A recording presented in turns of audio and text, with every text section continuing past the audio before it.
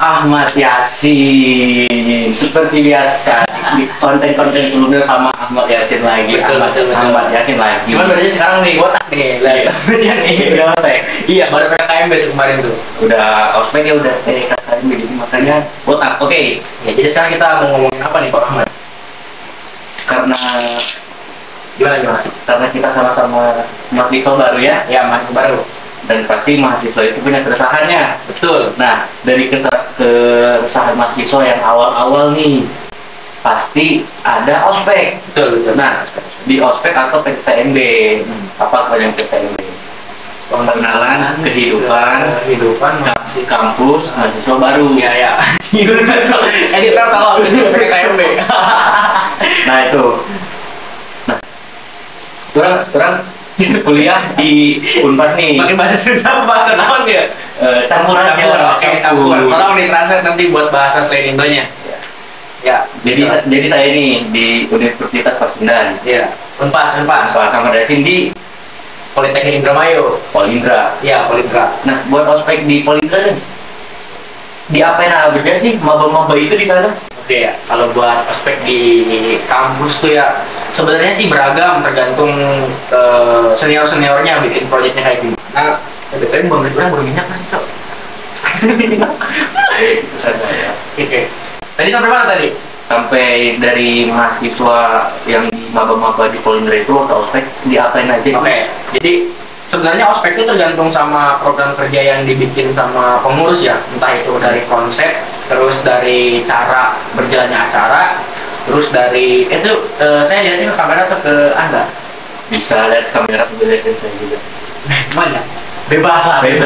Jadi sebenarnya tuh ya banyak sih yang dilakuin. Itu pertama kan tujuan dari pengenalan kehidupan apa tadi itu PKKMB, ulang kehidupan kampus mahasiswa baru. Ya, sesuai namanya kan. Itu berarti si panitia yang nyelenggarain acara ini tuh bertugas buat memperkenalkan kehidupan kampus yang notabene-nya tuh lebih keras lah katanya daripada kehidupan waktu SMA. Iya. Tapi sih kalau menurut aku mah kerasnya tuh gara-gara kita ngerantaunya sih, bukan gara-gara kita belajar di dalam kampusnya. Tapi tidak untuk ITB dan itu mah udah keras merantau, keras belajar, keras organisasi, keras semuanya kalau misalkan top 3 itu kalau nggak salah tuh. Tapi kalau misalkan yang di kampus aku sekarang sih belum terlalu semenyeramkan itu. Katanya sih kan ospek tuh serem ya. Iya. Katanya mau dimulai sama senior. Tapi kalau buat semua dan kawan-kawan buat bahan perbandingan aja, ospek yang ada dan kemarin saya ikutin tuh baru mungkin 30% dari MPLS waktu masuk ke SMA yang saya ikutin tuh. SMA 1 Subang. Itu lumayan, wah mantap. Terima kasih buat senior-senior angkatan berapa tuh? Di SMA 1 tuh? 57 yang jadi panitia, 56 yang jadi pengawas, yang efeknya angkatan 58 angkatan saya. Tapi di SMA 3 nggak ada tuh yang keras-keras malah kerja semua. Jadi kalau menurut Bang Ahmad nih, itu lebih serem waktu ospek di kampus atau di SMA sebelumnya? Kalau lebih serem di kampus lah. Kampus ya? Iya. Cuman kalau misalkan buat saya pribadi, jujur lebih serem waktu di SMA. Gitu. Ya oke. Berarti lebih serem di SMA nih? SMA, soalnya kalau buat kegiatan kemarin tuh yang di ospek paling hambatannya tuh kita cuma disuruh bangun pagi, sama kita tuh disuruh bikin kegiatan-kegiatan sama barang-barang yang bisa dibilang itu tuh berfungsi buat ngelatih kedisiplinan sama kekompakan kita sama beberapa orang yang udah jadiin kita tuh kelompok-kelompok kayak gitu. Jadi biar meningkatkan rasa kerjasama sama rasa saling memiliki lah sama teman-teman yang lain tuh. Jadi saling rangkul. Iya, kalau buat masalah pengolahan mental sama pengolahan public speaking dan karakter itu kayaknya belum seserem itu sih. Masih ya dalam batas wajar sih. Ya gitulah. Oke. Nah, kurang ada ini nih ya. Kurang deh anjing. Saya pernah dengar nih dari cerita Ahmad Yasin ini. Dia tuh bukan menolak ya, bukan ditolak tapi menolak dari kampus-kampus ternama. Kampus apa aja tuh?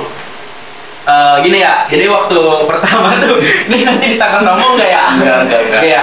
Nah, jadi waktu pertama tuh dulu pernah ikutan ujian mandiri tuh, aku ikutan 7 kampus.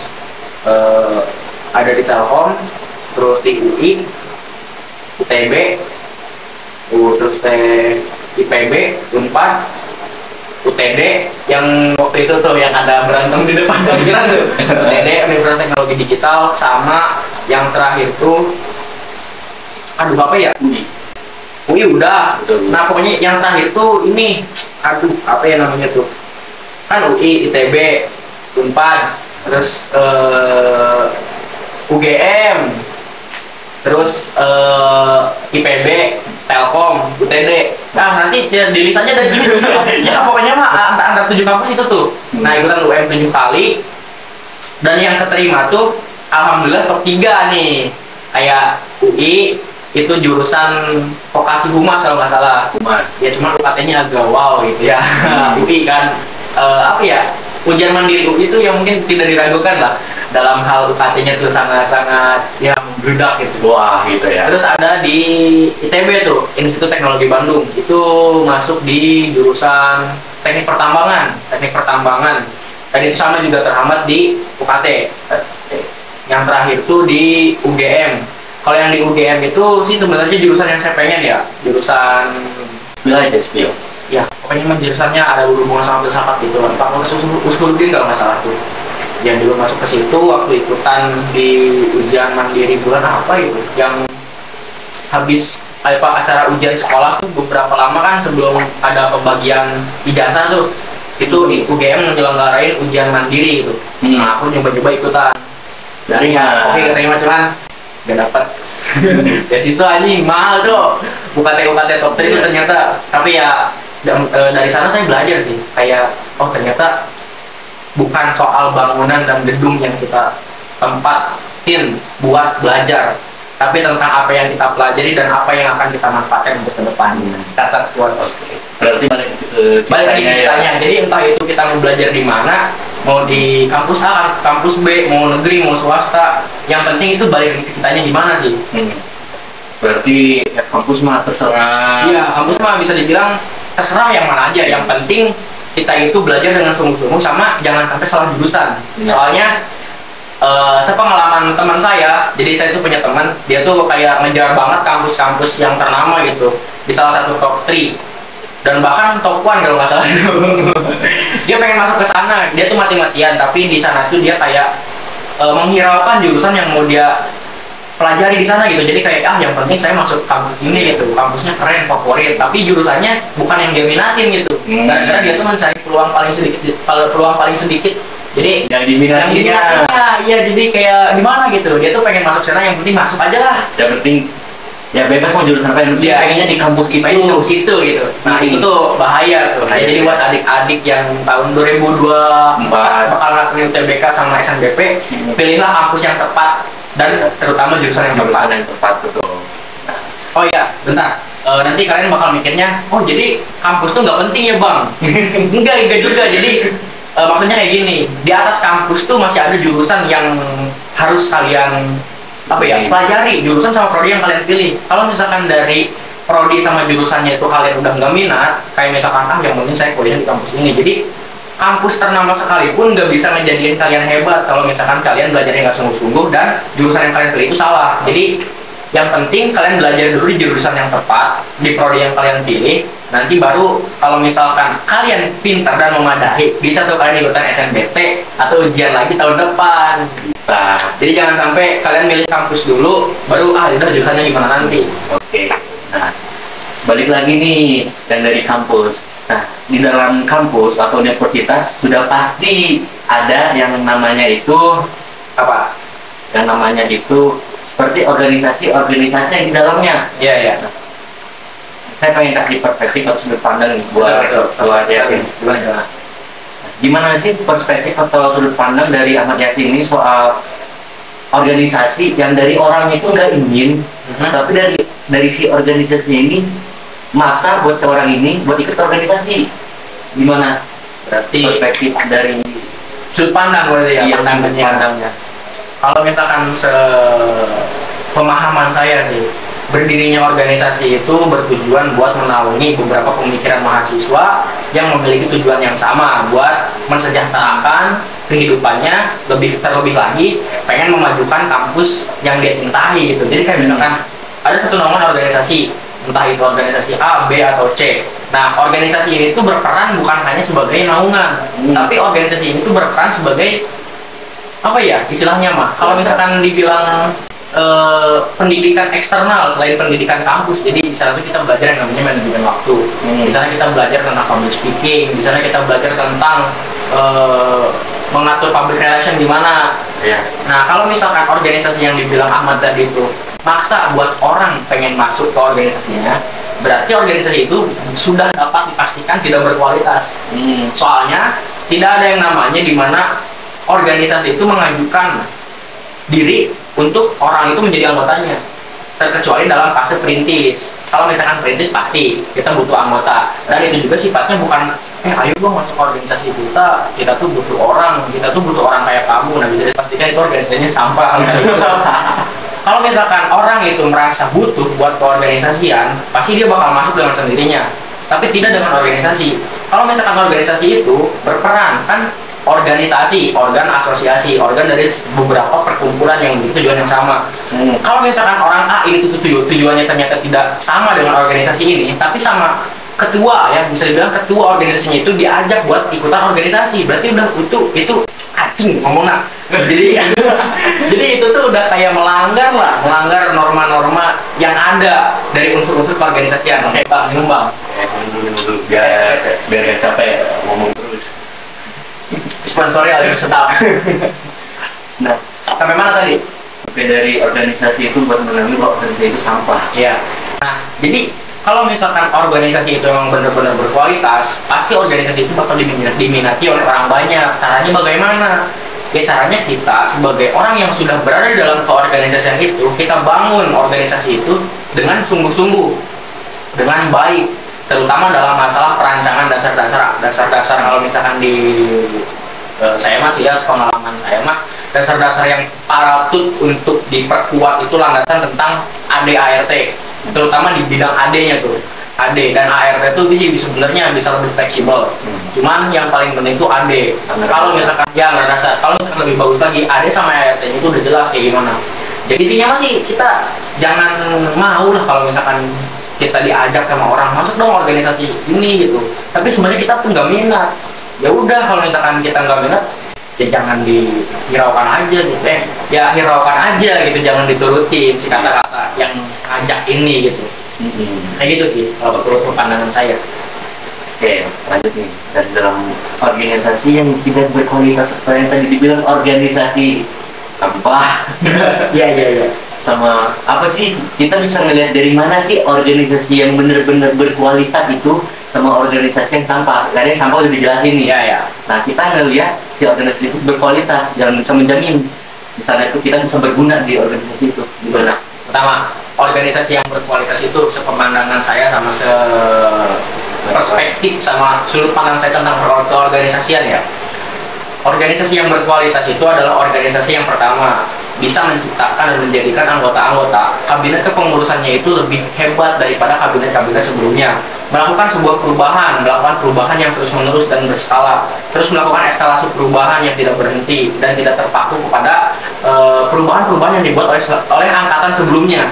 Jadi fungsi organisasi itu, kalau misalkan organisasi itu tidak berkembang, ya tidak ada bedanya Anda itu yang sedang berorganisasi sekarang dengan anak bayi yang sedang berjalan. Jadi anak bayi yang sedang berjalan itu ya udah gitu aja gitu. Anak bayi yang sedang berjalan tuh cuma pengen dia tuh berdiri, terus dia pengen bisa jalan doang. Tapi bayi itu jalan kemana, mau ngapain, itu nggak tahu gitu.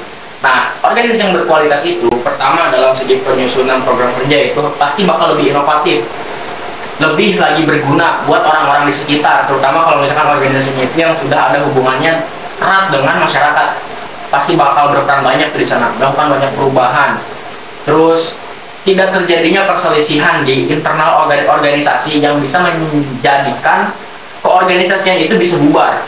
Nah, itu penyakit paling utama di dalam organisasi. Jadi kayak perang nih antar kabinet, kayak misalkan kabit bendahara, kabit sekretaris itu selek gara-gara perbedaan pendapat. Nah, kalau misalkan organisasi itu berkualitas, pasti orang-orang yang tadinya marahan berantem itu pasti bakal sadar, oh saya itu porsinya ini, saya itu porsinya ini. Balik lagi ke kita tuh profesional dalam menjalankan tugas. Jadi nggak usah ada istilahnya tuh kayak mempermasalahkan hal-hal yang tidak perlu dipermasalahkan. Apalagi kalau berantemnya tuh di depan anggota atau lagi di depan misalnya panitia, ambil contoh panitia PKKMB ya. Nah, jangan sampai panitia PKKMB itu terlihat perbedaan pendapatnya, terlihat percekcokannya, terlihat kekurangannya di depan para peserta PKKMB. Itu sangat anjing. Diri ya. Jadi itu kayak gitu tuh, nggak boleh tuh. Ya bukannya gimana ya, bisa jadi kan konsep berantem itu gimmick, tapi ya masa sih gimmick tuh sampai teriak-teriak itu mas, tolol itu. Oke, lanjut. Misalnya kita nih ikut organisasi dan rentang rentang kuliah itu di rata-rata itu 4 tahun standarnya, lama itu 4 tahun. Nah, misalnya kita ikutan organisasi ini, apakah ini bisa menghambat kita ke perkuliahan, kayak ke pelajaran setiap matkul gitu? Ada nggak berpengaruhnya? Tergantung sih ya, itu tergantung lagi orang-orang yang mengikuti organisasi itu. Dia memprioritaskan pendidikan atau dia tuh memprioritaskan organisasi, akademisi atau organisasi. Ya, jadi ada orang yang dia tuh fokus belajar terus, tapi dalam segi keorganisasian dia jelek. Alhasil meskipun ilmunya tinggi, ketika terjun dalam masyarakat, di dalam masyarakat nih, ketika bermasyarakat, dia tuh tidak lebih dari seseorang yang cuma jadi budak. Jadi kayak nggak punya pemikiran yang bebas gitu. Nah di organisasi kita belajar itu, kita belajar yang namanya tuh tentang ya udah jelas ya kabar-kabarnya, peran ketua, diajarin jadi ketua, jadi ini gitu. Nah ketika terjun di masyarakat kita tuh punya peran, jadi nggak cuma jadi sebagai budak, sebagai orang yang mikir, tapi kita tuh mengendalikan si orang pemikir-pemikir ini gitu. Kalau misalkan itu value yang di organisasi. Terus tadi apa sih pertanyaan sih, lupa. Pertanyaan, apakah kalau kita ikut organisasi ini? Oh iya ya, yang itu ya yang berpengaruh ya, pengaruhnya sama kelulusan kita. Terus ada juga orang yang belajar akademisi terus bosen, dia pengen beralih ke organisasi buat nyari sampingan lah, hebat gitu kan, ketemu sama temen-temen, asik-asikan, rapat kayak gitu. Nah gara-gara dia kasihkan, dia ini lupa belajarnya. Tololnya itu kayak gini, ingat kalian yang ikutan organisasi, bangsat, orang tua kalian tuh ngebiayain kalian buat belajar anjing, bukan buat masuk organisasi. Tolol emang. Ingat, sejago apapun kalian berorganisasi, kalau misalkan lulusnya di semester 14, bongo. Babi gimana jelas. Ini tapi sih itu pilihan kalian sendiri sih. Kalau misalkan orang tua kalian setuju dengan pilihan kalian yang mengikuti organisasi secara terus-menerus tanpa memikirkan pendidikan dan pelajaran, ya itu mah terserah kalian. Tapi kalau misalkan saran dari saya sih sebaiknya Anda belajar terus organisasi sejalan, ya kalau enggak pilih aja salah satu daripada Anda pilih dua-duanya. Organisasi bener enggak, belajar nggak bener, belajar juga nggak bener, kacau itu. Ya. Yang penting kita bisa menetralisirkan kita, kalau kita mau berorganisasi. Betul. Kalau kita pengen belajar. Jadi kita bukan memanage waktu, tapi memanage diri. Betul. Yang penting mah kita sih ada kemauan, sama ada perubahan. Dan tujuan organisasi itu kan melatih soft skill yang kita miliki sebelumnya. Dan organisasi itu bukan jadi syarat utama kita menjadi mahasiswa yang hebat, mahasiswa yang aktif. Iya, tapi kita cuma diwadahi di sana buat ngembangin skill-skill yang kita punya. Terlepas dari skill kita itu udah bagus ataupun enggak, ya kita tinggal milih doang gitu. Mau ngelanjutin di organisasi itu sebagai orang yang belajar atau orang yang mengajar. Dan kalau saya sih lebih baik ya menjadi orang yang belajar aja gitu, meskipun kayak yang ngajarin juga masih diajarin gitu. Ya. Jadi ya intinya mah sama-sama sharing sih organisasi mas ya. Sharing. Nah, kita agak ngelebar nih. Iya, boleh. Topik. Lanjut. Kalau di sebuah kampus nih, kalau dari Yasin sendiri lebih mengutamakan cinta atau loyalitas? Maksudnya cinta dalam hal apa nih? Dalam di sebuah kampus itu. Jadi di kampus nih, lebih mengutamain apa, cinta atau loyalitas? Bahas ini di kampus. Cinta kepada kampus, iya, atau loyalitas kepada kampus? Lebih mendulukan mana, cinta atau loyalitas? Bukan cewek berarti ya ini? Iya, bukan cewek, bukan. Kalau saya sih lebih mencintai sih kayaknya. Soalnya kalau misalkan loyalitas tuh hanya buat apa ya? Mau dengerin mau sambil minum? Ya, di sambil minum juga didengerin. Oh ya. Lupa kita nih. Cinta sama loyalitas. Nah, lebih mana dulu? bentar aja tiba-tiba ngeblank. Nah, cinta sama loyalitas. Loyalitas tuh bisa kita berikan kapanpun pada siapapun, tidak terikat hanya sebagai manusia, benda, ataupun bangunan. Kalau misalkan cinta, itu bisa kita bangun kepada apapun, dimanapun, siapapun, dan pada apapun. Makanya saya lebih memilih cinta. Soalnya mencintai itu lebih baik daripada memiliki tanpa tulus. Dan kalau soal cinta nih, Udah. kalau cinta itu kan lama-lama bakalan Menyakitkan. menyakitkan. Kalau dalam cinta lama-lama kalau jadi surut nih. Nah gimana kalau cinta udah surut, udah surut,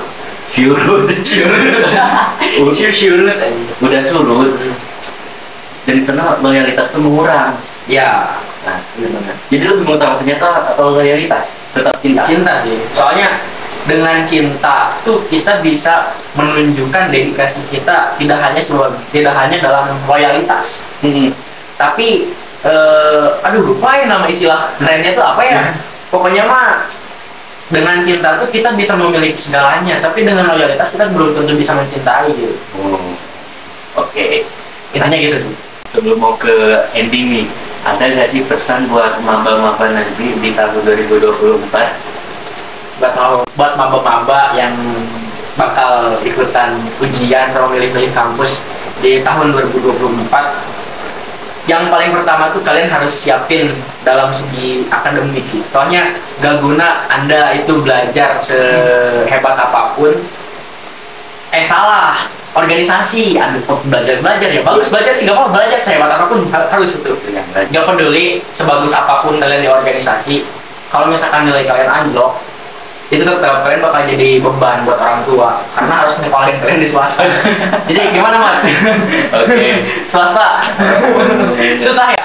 Bisa. Kasihan juga ke orang tua ya. Jadi buat kalian tuh fokuslah belajar. Jadi nanti tuh kalian pasti bakal menemukan titik terindah dalam hidup ketika kalian masuk kampus favorit kalian, kampus yang kalian pengen inginkan, Dan jurusan yang kalian inginkan. ya, contohnya masuk ke filsafat UPI itu. Siapa tuh? Nah, ya intinya kayak gitu lah. Pokoknya utamakan belajar lah. Cuman kalau misalkan kalian pengen ikutan organisasi sih sebenarnya buat kelas 12 nya udah telat ya. Kalau buat kelas 10 sama kelas 11 tuh kan masih punya waktu 2 tahun tuh. Kelas 10 sama 12 itu masih 10 di mana ya 10 ya? 10 sama 11 masih punya waktu 2 tahun tuh buat ikutan organisasi yang melatih soft skill. Kalau udah kelas 12 sebaiknya sih fokus belajar aja ya. Kayak gitu sih. Oke, sekarang yang buat SMP nih. Nah, buat kalian yang SMP nih, lebih baik pikirin sekarang, jangan mencari jati diri di SMA-nya. Soalnya kalau gak masuk ke SNBP itu lebih susah. Nah, kalau untung-untung masuk SNBP terterima di kampus favorit, di jurusan favorit. Lebih enak. Udah SNBP gak keterima, SNBP gak keterima juga. SNBP gak keterima. Kelam. Jadi buat teman-teman yang nonton video ini, jangan mulas-mulas setengah kalian. Tuh, harus semangat guys. Ya. Jangan mencari jati diri abong aing SMA. Ini translate-nya nih. Abong aing SMA jadi udah aing udah jadi paling gede di masa siswa, nanti jadi mahasiswa mah paling bawah lagi. Nahan aing gelut jeung aing kabehan. Kayak gitu. Nahan aing gelut jeung aing kabehan. Cek lah. Intinya mah kayak gitu. Terus utamakan juga kalian konsultasi ke orang tua. Jangan sampai kalian udah masuk kampus favorit tapi nggak bisa bayar katanya. Itu tuh hashtag rule number 1, konsultasi kepada orang tua. Konsultasi ke orang tua dan juga ke guru BK kalian. Ke guru BK sebenarnya nggak usah konsul sih kayaknya. Di SMA 3 mah konsul. Tapi kalau konsul ke guru BK tuh dibalikin kayak gini misalkan. Ya, misalkan nanya Mat, konsul Mat. Ibu, jadi Pak dong. Oh ya Pak. Cowok. Oh iya. Sebenarnya kebiasaan guru BK di SMA 3 itu cewek. Coba konsul dulu. Jadi Pak, saya bingung sekarang mau lanjut kuliah atau lanjut kerja nih. Lebih bagusnya gimana ya? Yang Bapak lihat soal saya di kartu pendidikan ini. Iya. Ya kalau misalkan Bapak sih yang nggak bisa ngambil keputusan secara sepihak gitu. Itu mah kembali lagi ke Ahmad. Ahmad tuh punya bidang apa yang Ahmad kuasai. Kayak gitu lah intinya, makanya guru BK tuh gitu. Enggak, Ya, thank you ya. thank you. Udah. Ya, ntar lah. Tidur, udah malam.